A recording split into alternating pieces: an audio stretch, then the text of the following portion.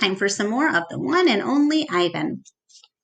Our first chapter is called How. It takes a long time, but finally Ruby returns to sleep. Ivan, Bob whispers, yawning.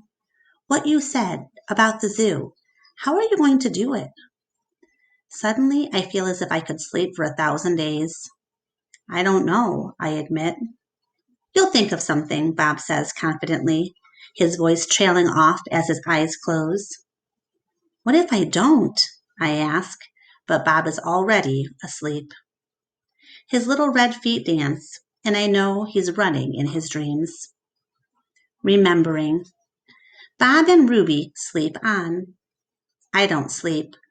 I think about the promise I made to Stella and the pictures I've made for Ruby, and I remember. I remember it all. What they did. We were clinging to our mother, my sister and I, when the humans killed her. They shot my father next. Then they chopped off their hands, their feet, their heads. Something else to buy. There is a cluttered, musty store near my cage. They sell an ashtray there. It is made from the hand of a gorilla. Another Ivan. When morning comes and the parking lot glimmers with dew, I see the billboard on the highway. There I am, the one and only Ivan, bathed in the pink light of dawn.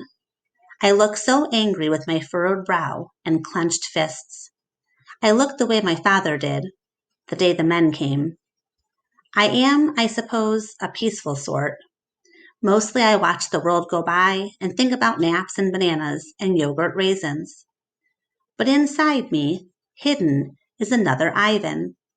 He could tear a grown man's limbs off his body.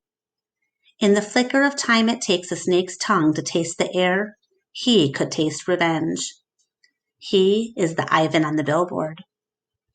I stare at the one and only Ivan, at the faded picture of Stella, and I remember George and Mac on their ladders, adding the picture of Ruby to bring new visitors to the Exit 8 Big Top Mall and Video Arcade. I remember the story Ruby told, the one where the villagers came to her rescue. I hear Stella's kind, wise voice. Humans can surprise you sometimes. I look at my fingers, coated in red paint, the color of blood, and I know how to keep my promise. Any ideas what his idea might be? Days. During the days, I wait. During the nights, I paint. I worry when Mac takes Ruby into the ring.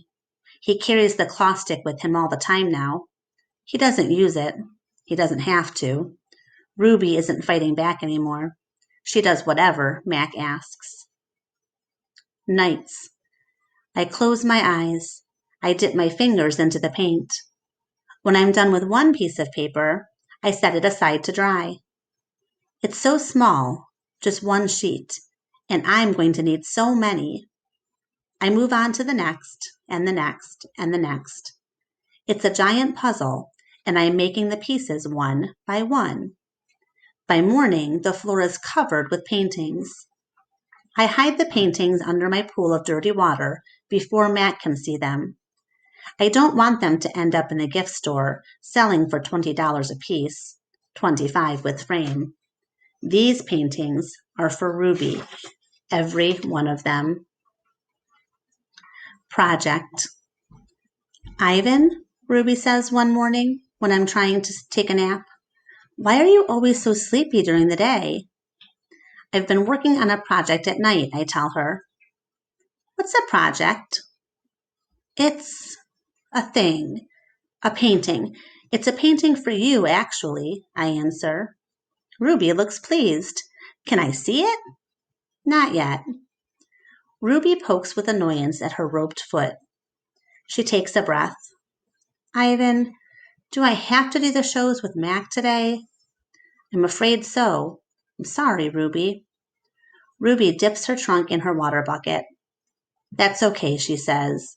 I already knew the answer. We'll stop there today, and I will see you tomorrow.